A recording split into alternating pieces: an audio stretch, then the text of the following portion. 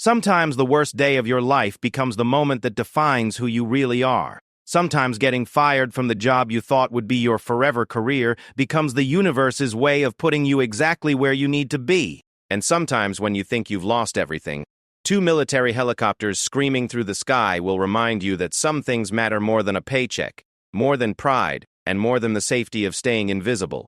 Sarah Martinez never believed in fate until the day she cleaned out her hospital locker for the last time, walked to her car with tears burning her eyes, and heard the sound that would change everything, the thunderous roar of rotors cutting through the desert air, carrying voices that would shout her name across an impossible distance, in a moment when being the right person in the right place would mean the difference between life and death for people she'd never met. This is the story of a nurse who thought she'd failed until the moment she discovered what it really means to save a life. Sarah Martinez had always believed that doing your best was enough. She believed that caring deeply, working extra shifts and never giving up on a patient would protect her from the harsh realities of hospital politics. On Tuesday morning, as she sat across from Dr. Harrison in his sterile office, watching him shuffle papers without meeting her eyes, she learned how wrong she had been.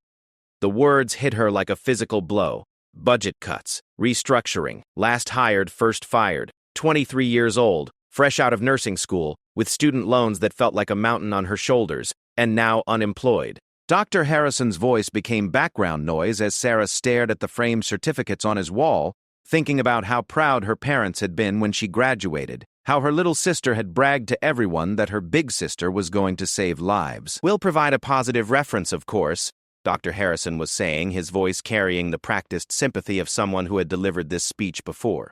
"Your work here has been exemplary. It's just unfortunate timing with the hospital's financial situation." Sarah nodded numbly, accepting the envelope containing her final paycheck and termination paperwork.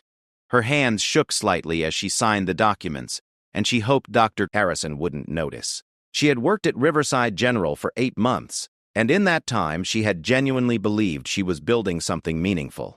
The late-night shifts in the emergency room, the moments when she held a scared child's hand while doctors worked to save their parent, the times she had advocated for patients who had no one else to speak for them, all of it felt like it was being erased with the stroke of a pen. The walk from Dr. Harrison's office to the nurses' station felt like the longest journey of her life. Other nurses looked at her with a mixture of sympathy and relief. Sympathy that it was happening to her. Relief that it wasn't happening to them. Janet, the head nurse who had become something like a mentor, squeezed her shoulder as she passed. "This isn't fair, honey," Janet whispered. "You're one of the best natural nurses I've seen in 30 years. Don't let this break you." Sarah attempted a smile, but her face felt stiff and unnatural. She had cried enough for one day, she told herself. There would be time for more tears later in the privacy of her tiny apartment, where no one could see her fall apart. Cleaning out her locker was harder than she had expected. Each item she pulled out carried memories. The stethoscope her parents had given her for graduation, engraved with her initials. The small, succulent plant that Mrs. Chen from room 314 had given her, after Sarah had spent extra time teaching her daughter how to manage her mother's medication schedule. The photograph of her nursing school graduating class, all of them looking so confident and ready to change the world. She packed everything into a cardboard box that had once held medical supplies, trying not to think about how symbolic that felt. As she closed her locker for the last time, the metal door clanging shut with a finality that made her stomach hurt. She caught sight of herself in the small mirror inside. Her reflection looked younger than her 23 years, vulnerable in a way that made her uncomfortable.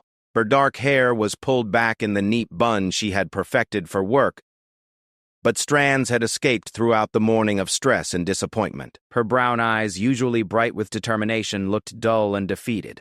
The elevator ride to the parking garage felt like descending into a new, uncertain chapter of her life. Other hospital employees chatted around her about shift schedules and patient updates, conversations that had been her daily routine just hours ago and now felt like a foreign language she was no longer allowed to speak. Outside, the Texas heat hit her like opening an oven door. August in San Antonio was merciless, and the sun, reflecting off the hospital's glass windows, made everything shimmer with an almost supernatural intensity. Sarah's small Honda Civic sat in the employee parking section where she would no longer be an employee tomorrow. She unlocked the car with trembling hands, tossing the cardboard box into the passenger seat with less care than its contents deserved. For a moment, she just sat behind the steering wheel, air conditioning blasting against her face, trying to figure out what came next. Her apartment rent was due in 2 weeks. Her student loan payments would start next month. Her savings account contained exactly $347, which might cover groceries for a few weeks if she was careful. The hospital job had been her first real position after graduation, and losing it felt like failing before she had even begun. She thought about calling her parents, but the shame felt too raw. They had sacrificed so much to help her through nursing school, taking on extra shifts at their own jobs, skipping vacations, believing so completely in her dream of helping people. How could she tell them that their investment had lasted less than a year? How could she explain that despite all her studying, all her dedication, all her genuine care for patients, she was just another casualty of hospital budget cuts? Starting the car required more effort than it should have. Her hands felt disconnected from her brain, and she had to concentrate on simple actions like adjusting mirrors and checking blind spots. The radio came on automatically, playing some upbeat pop song that felt obscenely cheerful given her circumstances. She turned it off, preferring the silence. The drive home took her past familiar landmarks that now felt like they belonged to someone else's life. The coffee shop where she had studied for her nursing boards. The uniform store where she had bought her scrubs with such excitement. The apartment complex where several other nurses from the hospital lived and where she would now have to avoid eye contact in the mailroom. Her apartment building was a modest complex built in the 1980s, with beige stucco walls and a swimming pool that always had at least 3 broken deck chairs around it. Sarah had chosen it because the rent was affordable and it was only 15 minutes from the hospital. Now that proximity felt like a cruel joke. She would see the hospital's communication tower from her bedroom window every day, a constant reminder of what she had lost. Climbing the stairs to her second-floor apartment, the cardboard box growing heavier with each step, Sarah allowed herself to truly feel the weight of what had happened. This wasn't just about losing a job. This was about losing her identity as a nurse, her sense of purpose, her carefully planned future. At 23, she felt like she was starting over from scratch. Except now she had debt and responsibilities that hadn't existed when she was 18 and choosing her college major. Inside her apartment, she set the box on her small dining table and looked around at the space she had decorated with such hope 8 months ago. The nursing textbooks still lined the shelves in her living room. Her work schedule was still stuck to the refrigerator with a magnet shaped like a stethoscope. Photos from nursing school graduation smiled at her from frames scattered throughout the space. The silence was overwhelming. During her time at the hospital, her apartment had been a quiet refuge where she could decompress after intense shifts. Now it felt like a prison where she would have too much time to think about her failures and uncertain future. She considered turning on the television for background noise, but the thought of pretending to care about daytime programming made her feel even more lost. Instead, she sat on her couch and opened her laptop, staring at the blank search bar where she would need to start looking for new opportunities. Other hospitals in San Antonio, clinic positions, maybe something completely different if she couldn't find another nursing job quickly enough. The possibilities felt overwhelming and inadequate at the same time. Her phone buzzed with a text message from her nursing school roommate, Monica, who worked at a hospital in Dallas. "How's the job going? Feel like we haven't talked in forever." Sarah stared at the message for several minutes before closing the phone without responding. She wasn't ready to explain what had happened, wasn't ready to admit that the career they had both worked so hard for had proven more fragile than she had ever imagined. The afternoon stretched endlessly ahead of her. For the first time in 8 months, she had nowhere she needed to be, no patients depending on her, no shift schedule to follow. The freedom felt suffocating rather than liberating. She thought about taking a nap, but sleep seemed impossible with her mind racing through worst-case scenarios and self-doubt. Eventually, she forced herself to make a list. Update resume. Search job boards. Call former nursing professors for advice. Apply for unemployment benefits. Contact student loan servicer about deferment options. Each item on the list felt like a small defeat, an admission that her original plan had failed and she needed to scramble for alternatives. By evening, the walls of her apartment felt like they were closing in. Sarah decided to drive to the grocery store, partly because she needed food, but mostly because she needed to be somewhere that wasn't her apartment or anywhere that reminded her of the hospital. The grocery store felt safe, anonymous, a place where she could be just another customer instead of a failed nurse. Walking through the aisles, she found herself gravitating toward comfort foods she normally avoided. Ice cream, frozen pizza, a bag of chips that cost more than she should be spending now that her income had disappeared. At the checkout line, she stood behind a mother with two small children, one of whom was crying from what looked like a scraped knee from a playground fall. Without thinking, Sarah found herself reaching into her purse for the small packet of children's bandages she always carried, a habit from her hospital work. She offered one to the mother, who accepted it gratefully. As Sarah helped clean the child's knee and apply the bandage, she felt a familiar sense of purpose that had been missing all day. The little boy stopped crying and showed his mother the colorful bandage with pride. "Are you a nurse?" the mother asked, and Sarah's chest tightened. "I was," she said, the past tense feeling strange in her mouth. I am. I'm between jobs right now. Driving home from the grocery store, Sarah thought about that interaction. Even without her hospital badge, even without her official position, she was still a nurse. Her knowledge, her instincts, her desire to help people, none of that had been erased by Dr. Harrison's budget cuts. The realization didn't solve her immediate problems, but it reminded her that her identity as a nurse went deeper than any single job. That night, she called her parents. Her mother's voice was warm and concerned, and when Sarah explained what had happened, there was no judgment, only love and support. Her father, practical as always, reminded her that setbacks were temporary and that her skills and dedication would eventually lead her to the right opportunity. Her little sister, now a sophomore in college, told her she was still her hero and that getting fired from one job didn't change anything important about who she was. As she got ready for bed, Sarah felt something shift inside her. The devastation was still there, the uncertainty and fear about the future, but underneath it all was a stubborn determination that had carried her through nursing school and would carry her through this challenge too. Tomorrow, she would start looking for a new position. Tomorrow, she would begin rebuilding her career. She had no way of knowing that tomorrow would bring something entirely different. Tomorrow would bring the sound of helicopters and voices calling her name across an impossible distance. Tomorrow would remind her that sometimes the universe has plans that are bigger than our own, disappointments and fears. Tomorrow, Sarah Martinez would discover that losing her job was not the end of her story as a nurse, but rather the beginning of understanding what it really meant to save lives. Sarah woke up Wednesday morning to the sound of her neighbor's dog barking at the mail carrier, a routine that had annoyed her for months, but today felt like a reminder that life continued regardless of personal disasters. She had slept fitfully, her dreams filled with hospital corridors that led nowhere and patient rooms that were always just out of reach. The morning light filtering through her bedroom curtains carried the harsh reality that yesterday had not been a nightmare. Rolling over to check her phone, she found 17 job alerts in her email inbox, most for positions that required more experience than she had, or paid significantly less than her hospital salary. One was for a clinic position that looked promising until she read the fine print about mandatory overtime and weekend shifts for new employees. Another was clearly a scam, offering unrealistic pay for medical consultants willing to work from home. She deleted that one immediately and made a mental note to be more careful about which job sites she had signed up for.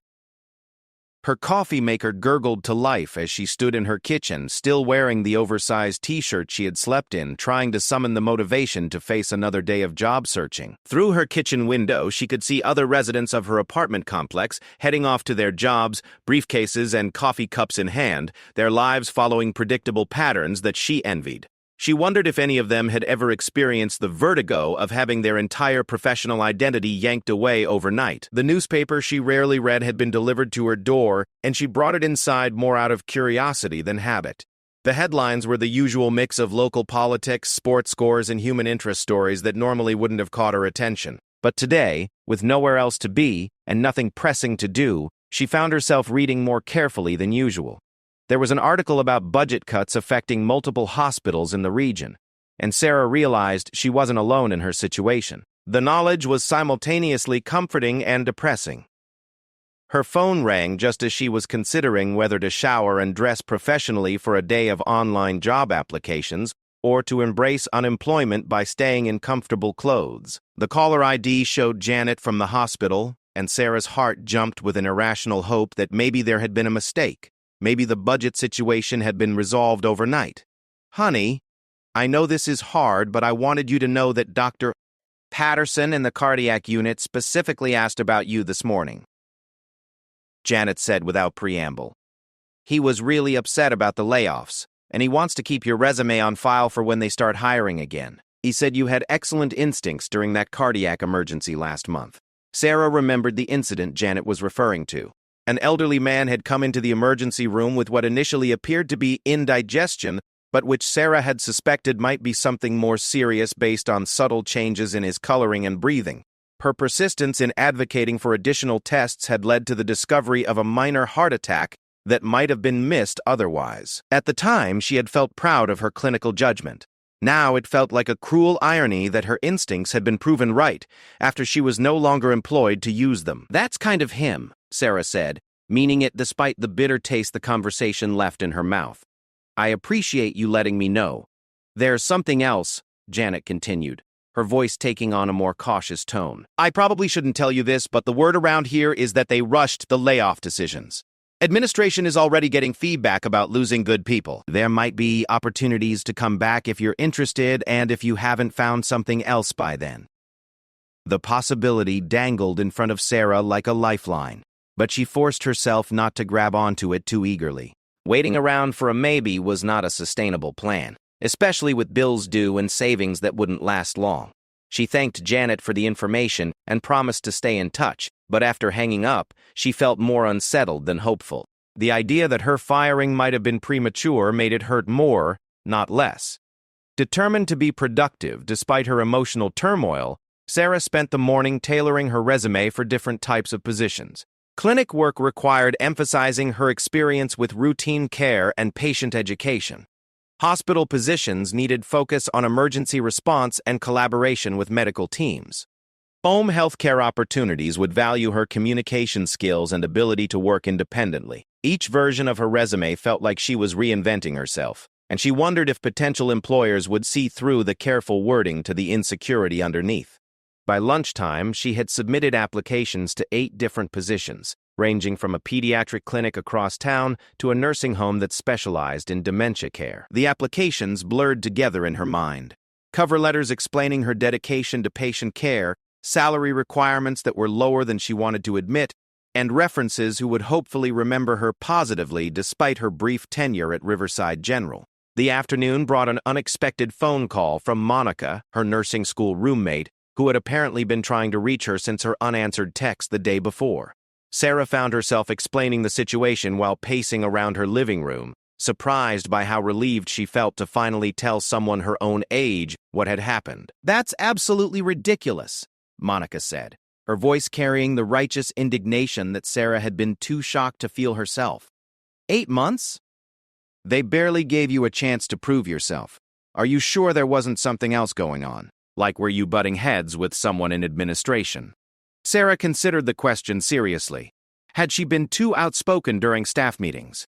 Had she unknowingly offended someone important? She replayed interactions with supervisors and colleagues, looking for clues she might have missed, but came up empty. If anything, she had been almost pathologically eager to please, volunteering for extra shifts and taking on tasks that other nurses avoided. "I honestly don't think so," she told Monica. Dr. Harrison said it was purely financial, and Janet confirmed that they let go of several people hired in the last year. "I think I was just unlucky with timing." "Well, their loss," Monica said firmly. "Remember Professor Williams always said that the right position would recognize our value?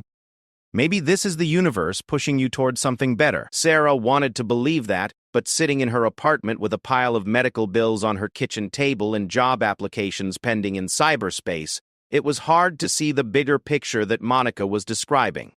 She appreciated her friend's optimism, but optimism didn't pay rent. After ending the call with Monica, Sarah decided she needed to get out of her apartment before she started climbing the walls. She had always found driving therapeutic, And with nowhere specific to be, she decided to explore parts of San Antonio she had never had time to visit during her busy hospital schedule. Maybe she would discover something new about the city. Maybe she would just clear her head with movement and scenery that didn't remind her of her problems.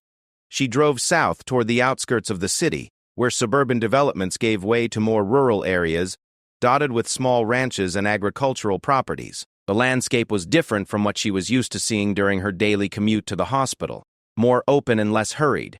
She passed a farmer's market that was closing for the day, vendors packing up unsold produce and crafts. A group of children played on a makeshift playground in a church parking lot while their parents chatted nearby. The normalcy of these scenes was both comforting and alienating. Everyone else was going about their regular Wednesday activities while she felt suspended in a strange limbo between her old life and whatever came next. She envied the certainty that seemed to surround other people, the confidence that tomorrow would be much like today, that their roles and responsibilities would continue unchanged. As she drove, she found herself thinking about the patients she had cared for during her time at Riverside General. Mrs.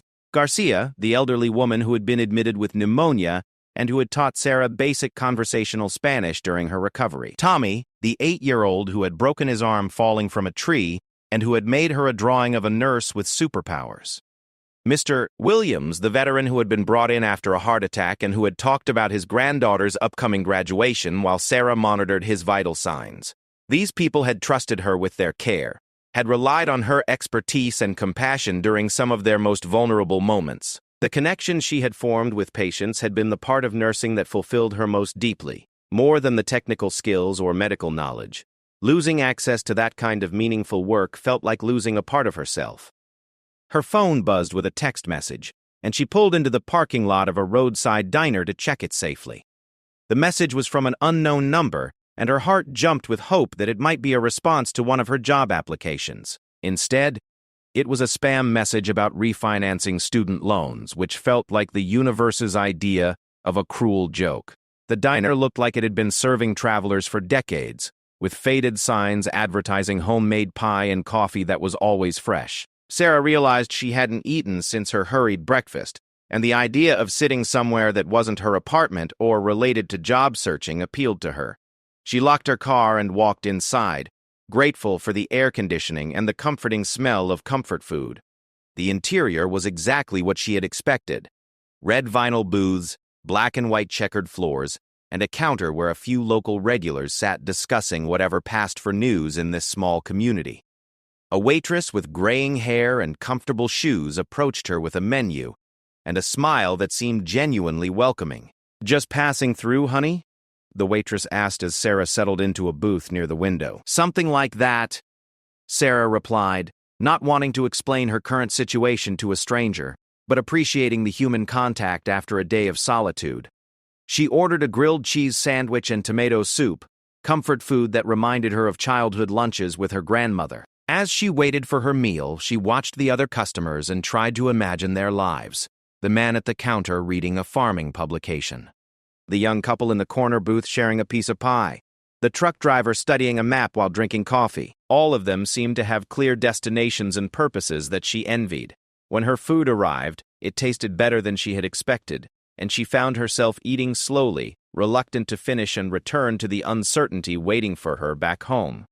The waitress refilled her coffee without being asked and mentioned that the pie was especially good today if she was interested in dessert. Sarah declined politely but appreciated the kindness. As she paid her bill, the waitress mentioned that the local hospital was always looking for good nurses if she knew anyone in the field. Sarah's chest tightened at the casual comment, and she managed a non-committal response before escaping to her car. Even in this random roadside stop, her former profession seemed to follow her. The drive back to her apartment complex felt shorter than the journey out, as if reality was pulling her back toward her problems with gravitational force. As she parked in her designated space, she noticed that her neighbor's car was missing, and she remembered that he worked night shifts at a manufacturing plant. She envied his certainty about where he would be tonight and every night for the foreseeable future. Back in her apartment, she checked her email obsessively, hoping for responses to her job applications, but finding only automated confirmations that her submissions had been received. The silence felt ominous, as if her qualifications and experience were being judged, and found wanting by algorithms before human eyes even saw her resume. That evening, she tried to distract herself by organizing her nursing supplies, the equipment and references she had accumulated during school and her brief career. Her stethoscope still worked perfectly. Her drug reference guides were current. Her CPR certification wouldn't expire for another year. All the tools of her trade were intact and ready to be used, if only someone would give her the opportunity. As she prepared for bed, Sarah felt the weight of uncertainty settling over her like a heavy blanket. Tomorrow would bring another day of job searching, another day of waiting for responses that might never come, another day of questioning whether she had chosen the right career path. She had no way of knowing that tomorrow would also bring the sound that would change everything. The rhythmic thunder of military helicopters carrying an emergency that would remind her exactly why she had become a nurse in the first place. Thursday morning arrived with the kind of oppressive heat that made the air shimmer like water above the asphalt. Sarah had managed only a few hours of restless sleep, her mind cycling through worst-case scenarios about her financial future and the growing possibility that she might have to move back in with her parents. The thought made her stomach clench with a mixture of gratitude and humiliation. At 23, returning home felt like admitting defeat before her adult life had really begun. She forced herself through the motions of a normal morning routine, though nothing about her situation felt normal. Shower, coffee, check email for job responses that weren't there. The silence from potential employers was becoming deafening, and she wondered if she was being too selective, or if her brief employment history was actually working against her in ways she hadn't anticipated. Maybe hospitals preferred nurses with either much more experience or fresh graduates who could be trained from scratch, leaving her in an awkward middle ground. By 10 in the morning, she had exhausted her productive activities for the day. Her resume was polished to perfection. Her interview outfit was ready. Her references had been contacted and were prepared to speak positively about her skills and character. Now there was nothing to do but wait, and waiting had never been one of Sarah's strengths. She had always been someone who solved problems through action, not patience.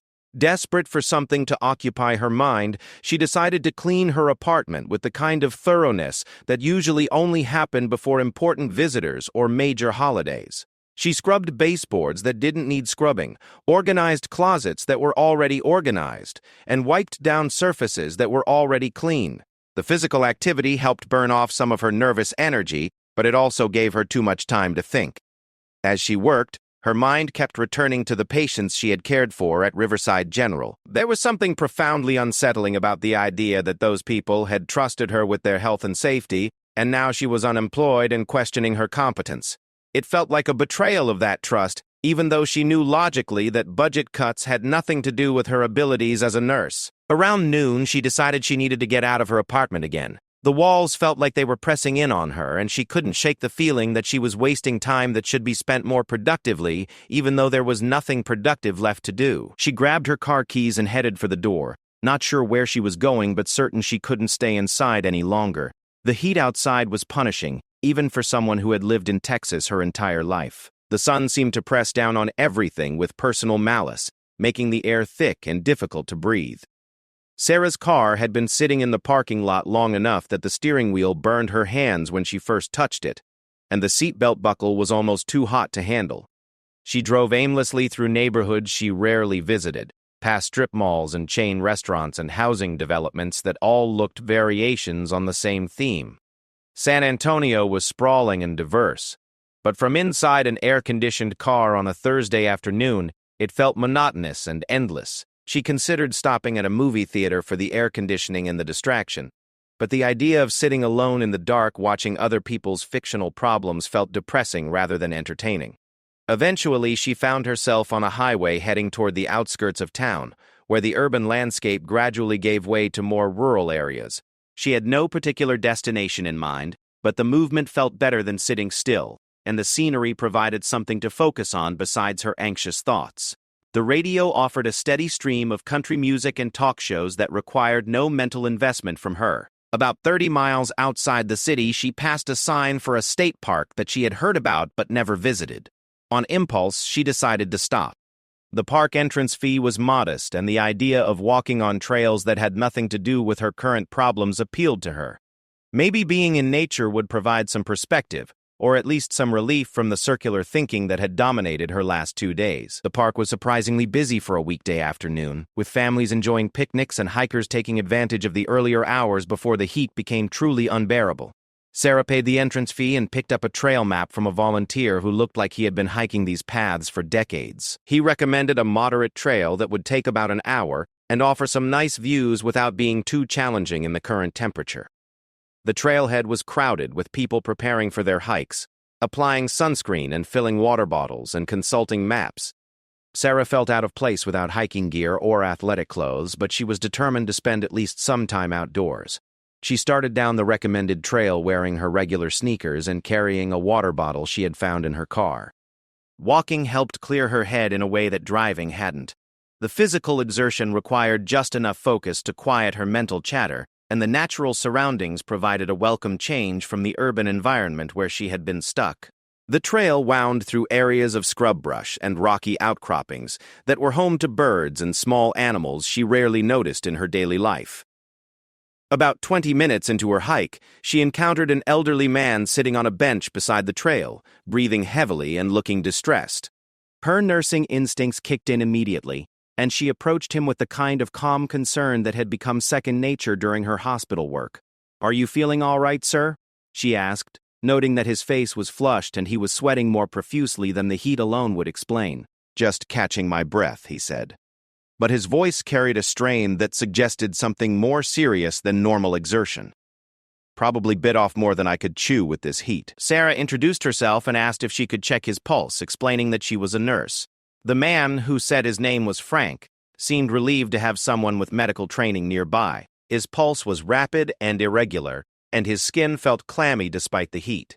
When she asked about his medical history, he mentioned a heart condition and blood pressure medication that he sometimes forgot to take. "Frank, I think we should get you back to the trailhead and maybe have someone take a look at you," Sarah said gently. "Have you been taking your medication regularly?" Frank admitted that he had forgotten his morning pills in his rush to meet friends for their weekly hiking group. As Sarah helped him to his feet, she noticed that his balance was unsteady and his breathing remained labored despite the rest.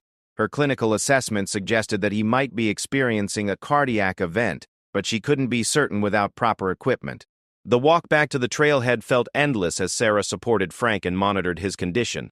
Other hikers offered assistance when they saw an elderly man obviously in distress, and Sarah found herself naturally taking charge of the situation, directing one person to call ahead to park rangers and asking another to bring Frank's hiking companions back from further up the trail.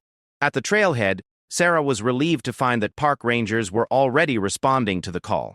She provided them with a quick assessment of Frank's condition and her observations about his symptoms, using the medical terminology and systematic thinking that felt as natural as breathing.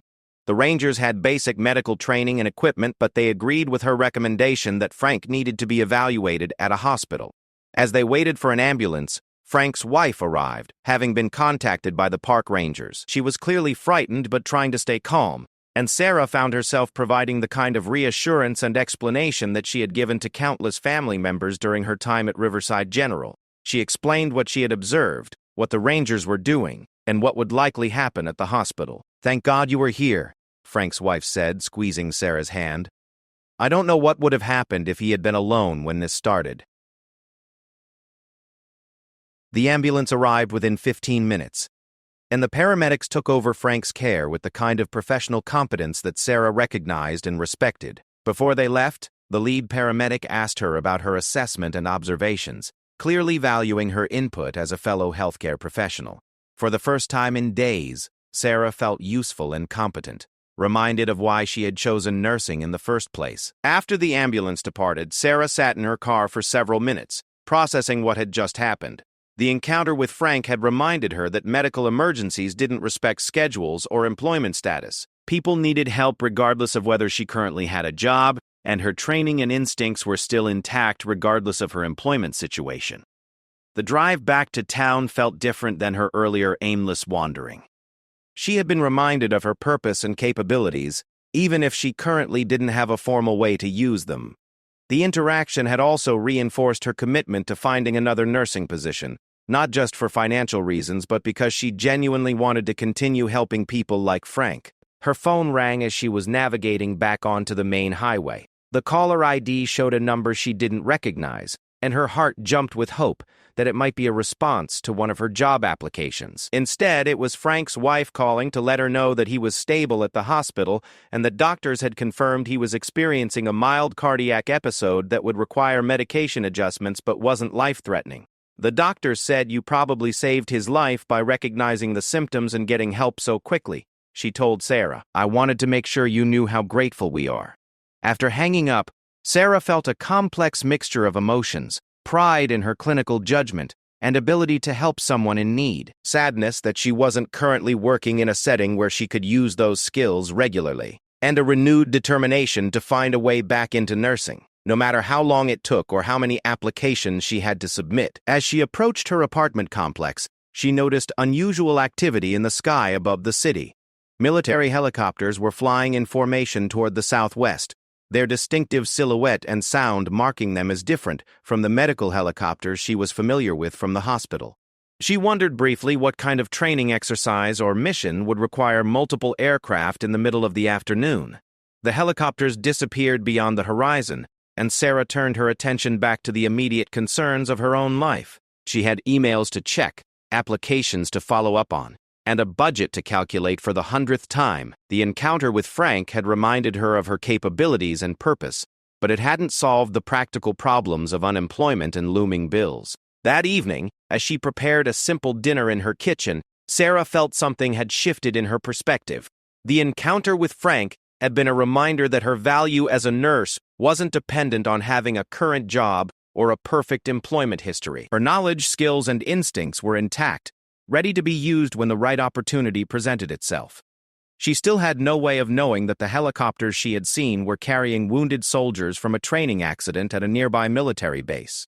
She couldn't predict that communication failures and equipment problems would soon create an emergency situation that would require exactly her combination of skills and availability. Tomorrow would bring the sound that would change everything. But tonight, Sarah Martinez went to sleep feeling more like herself than she had since walking out of Riverside General for the last time. Friday morning began like any other day of unemployment, except that Sarah woke with a strange sense of anticipation. She couldn't explain.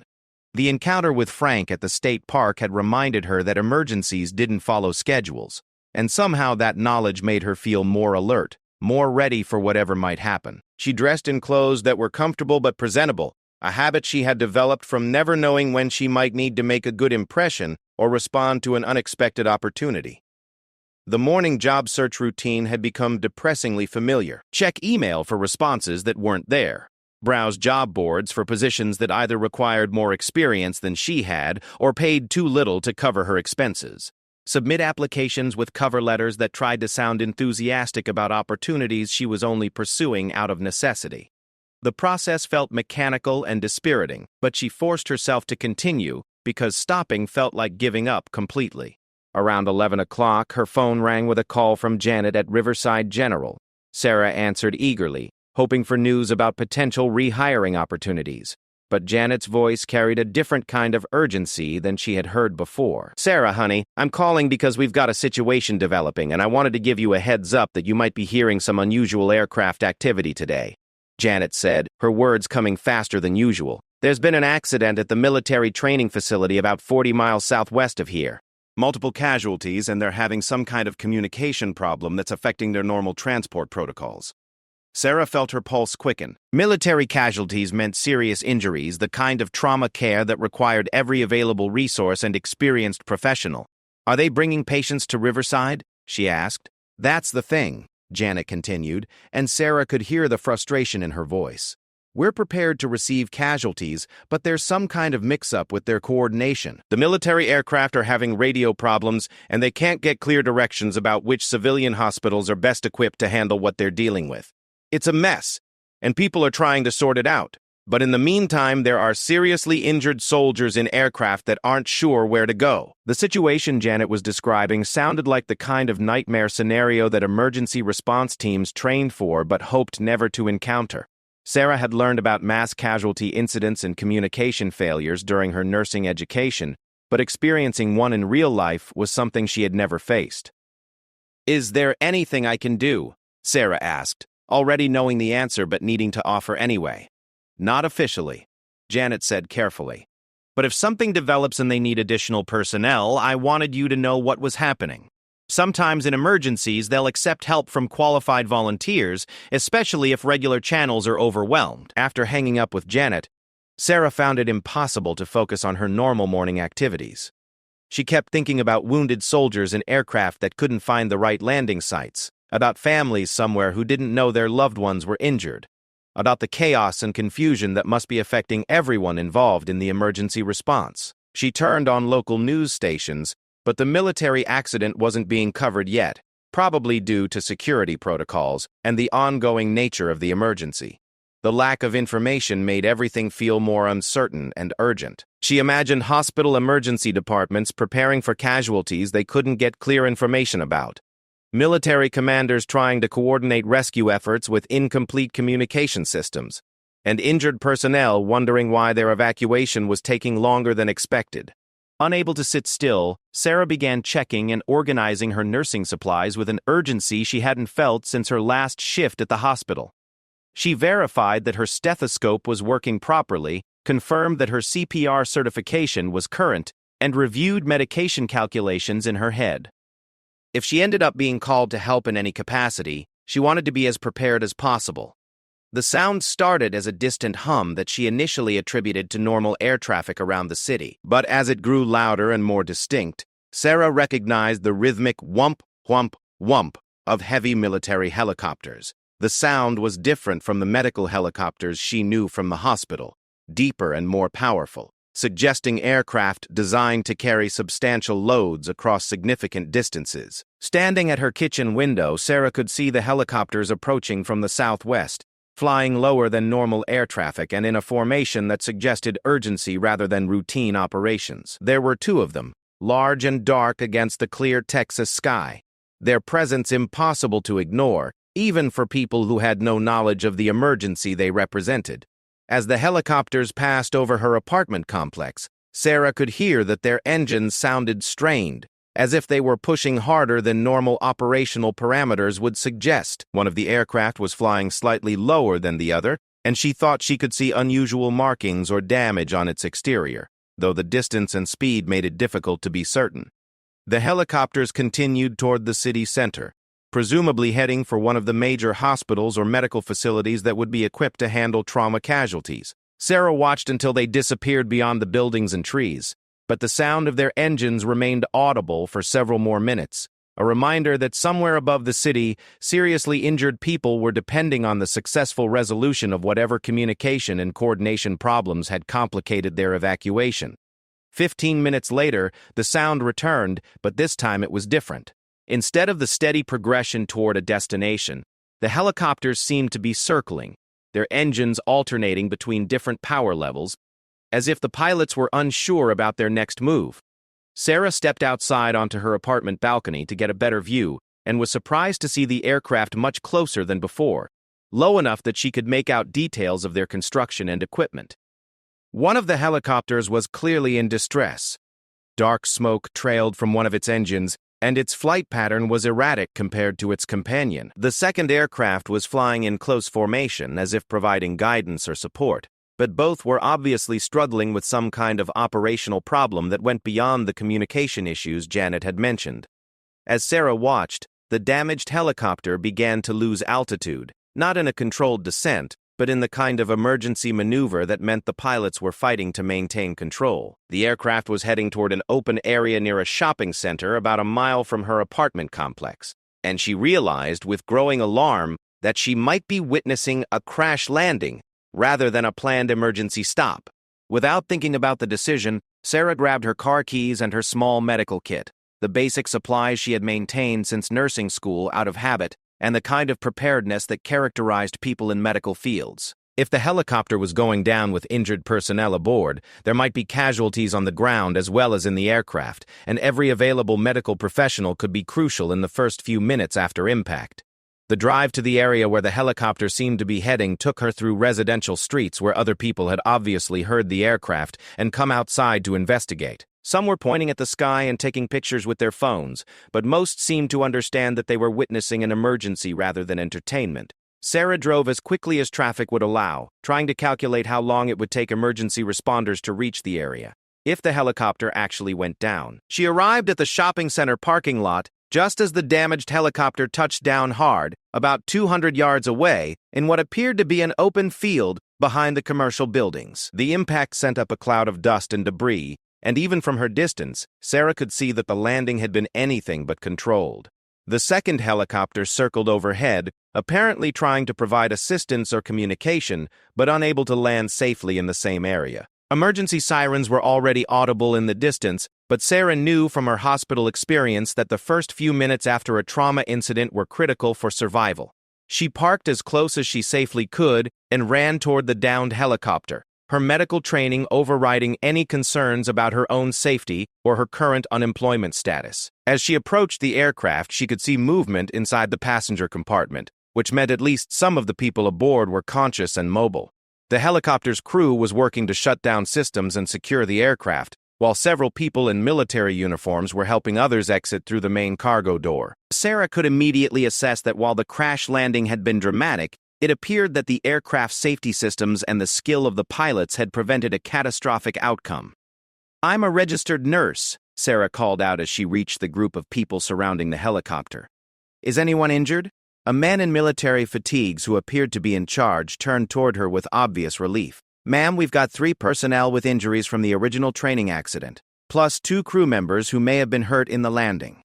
Our medic was injured in the initial incident, and we've been trying to get these people to proper medical care for over an hour."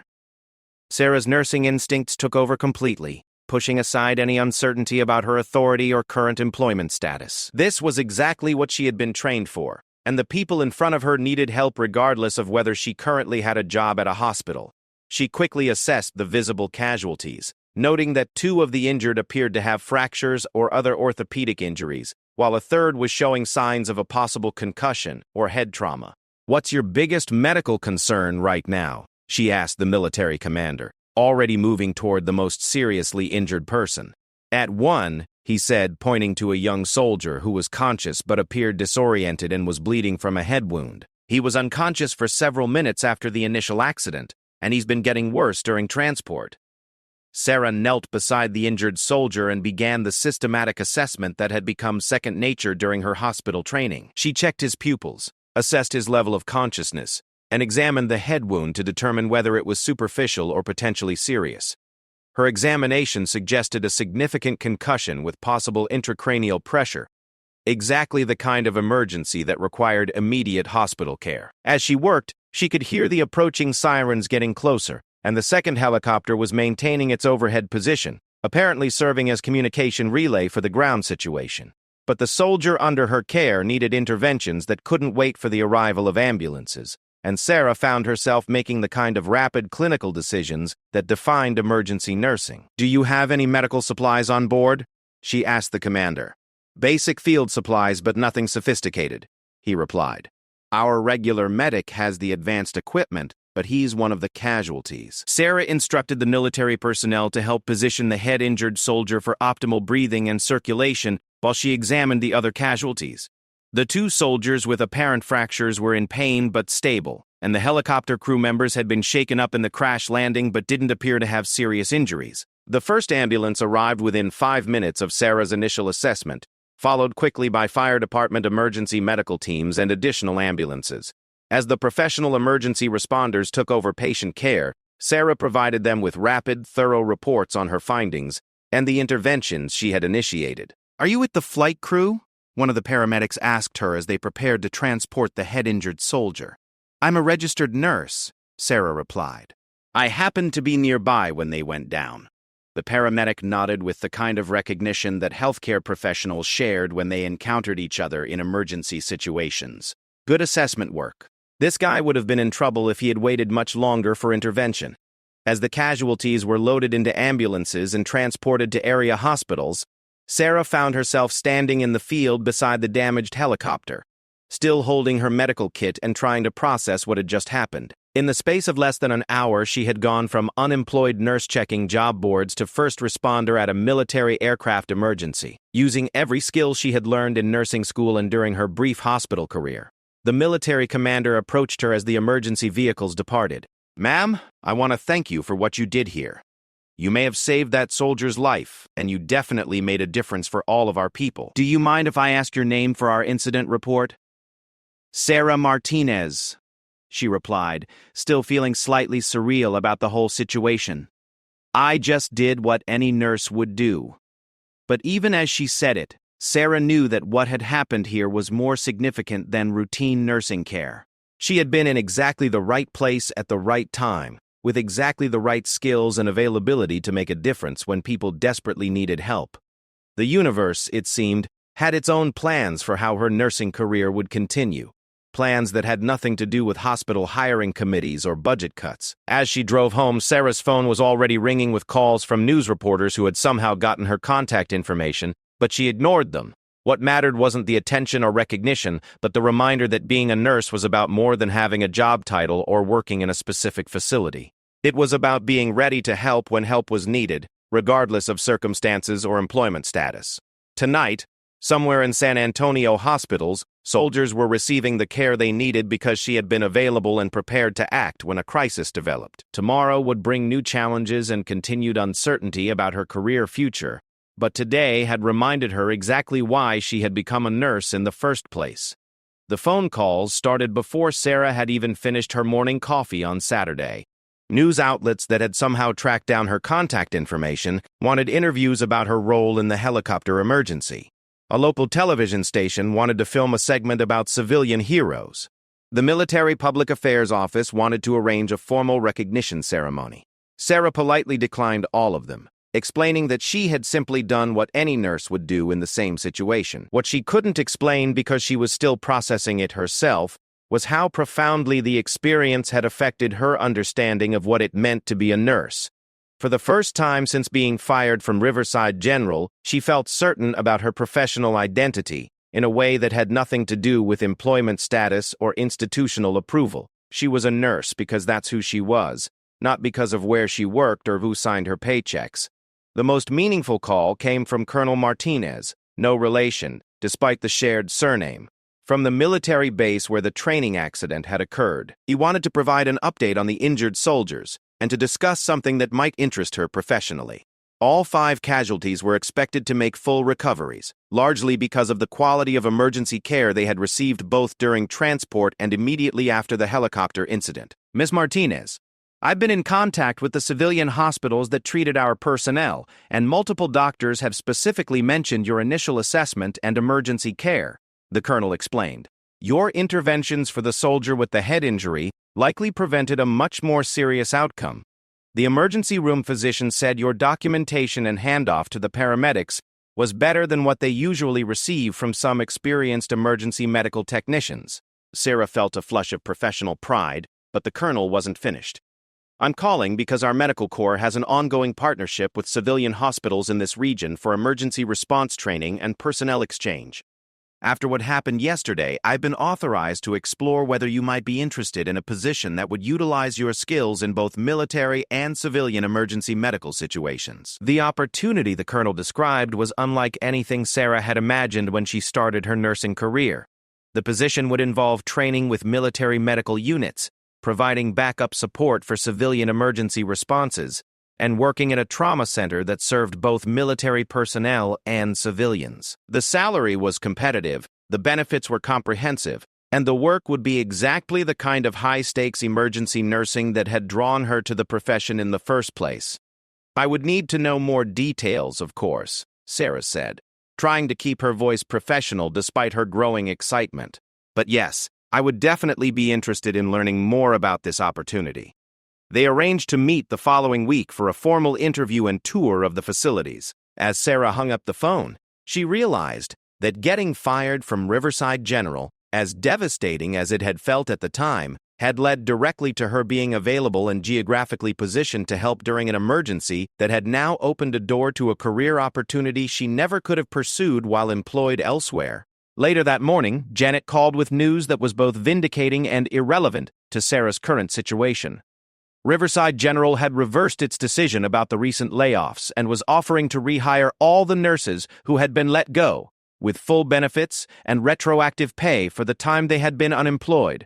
The hospital administration had realized that the budget cuts had compromised patient care, and that losing experienced nurses had been a false economy.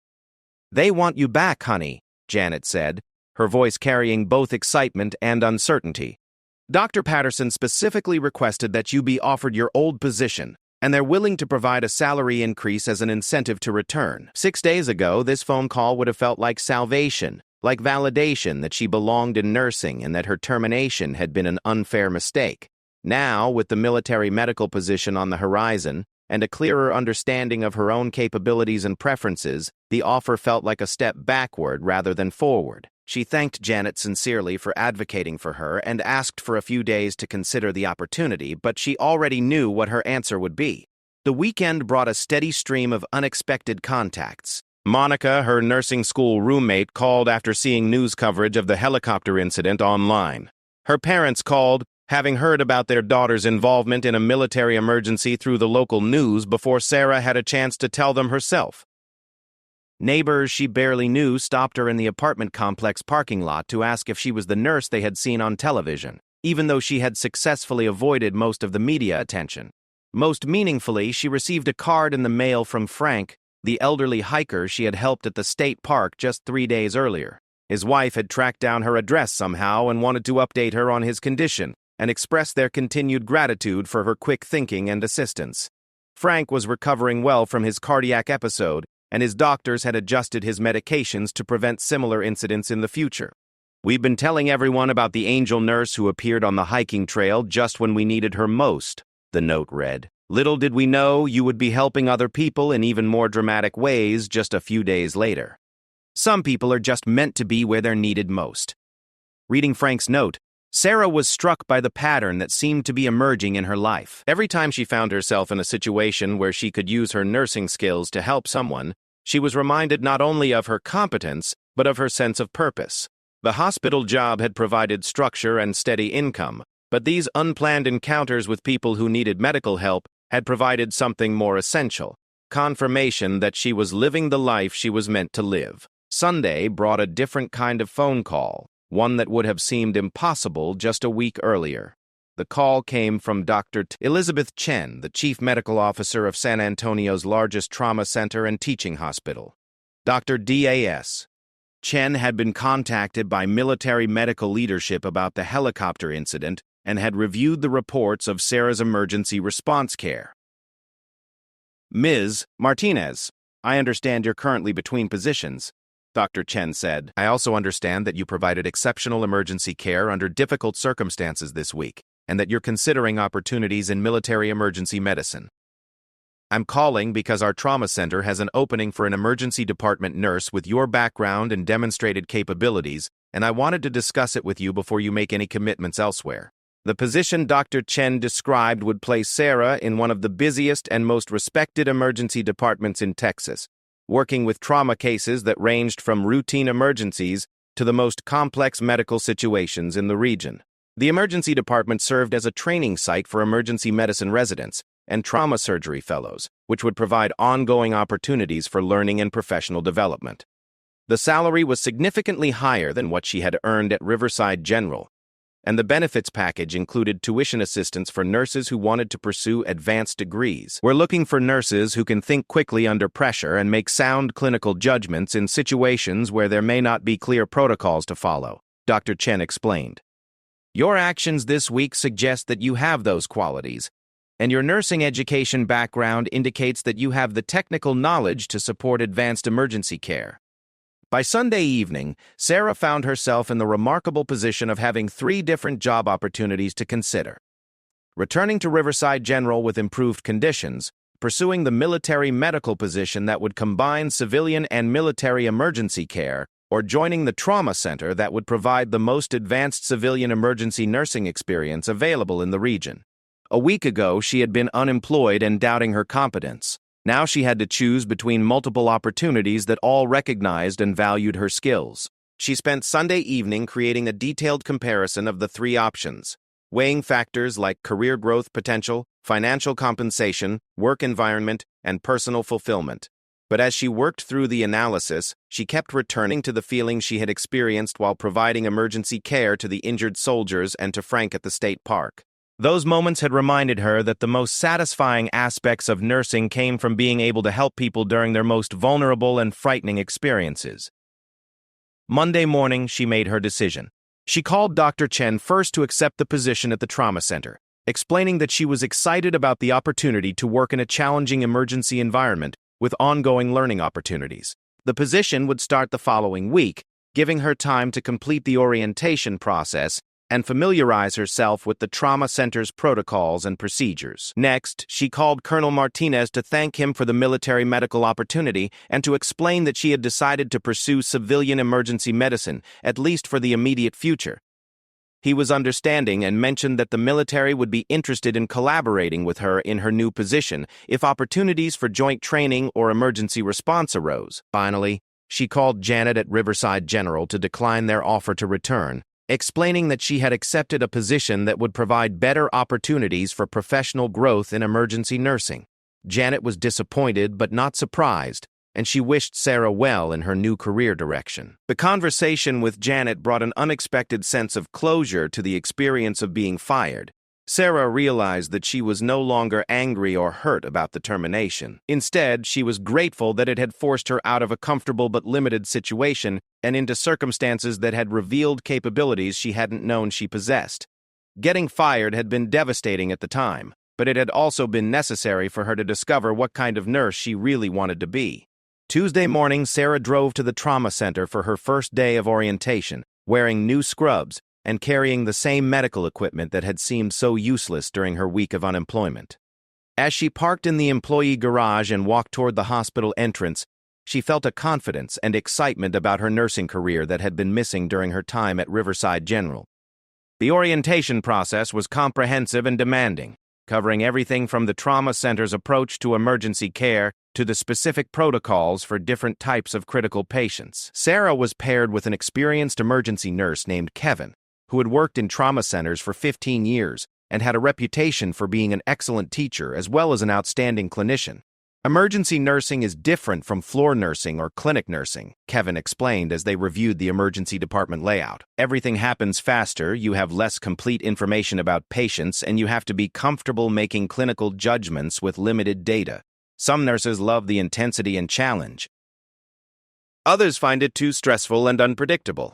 As Kevin spoke, Sarah thought about her experiences over the past week, from helping Frank on the hiking trail to providing emergency care after the helicopter crash. She had discovered that she thrived in situations that required quick thinking and confident action, that she was capable of providing competent care even when circumstances were chaotic and stressful. "I think I'm ready for the challenge," she told Kevin, and she meant it completely. By the end of her first week at the trauma center, Sarah knew she had found the right fit for her skills and interests. The work was demanding and sometimes emotionally difficult, but it was also exactly the kind of nursing that made her feel most alive and engaged. Every shift brought different challenges and different opportunities to make a real difference in people's lives during their moments of greatest need. 3 months later, Sarah received a letter from the young soldier whose head injury she had treated after the helicopter crash. He had made a complete recovery and was back on active duty, but he wanted to thank her for her care during what he described as the scariest experience of his life. The letter included a photograph of him with his family taken during his recovery leave, and a note explaining that his wife and children wanted to thank the nurse who had helped save their husband and father.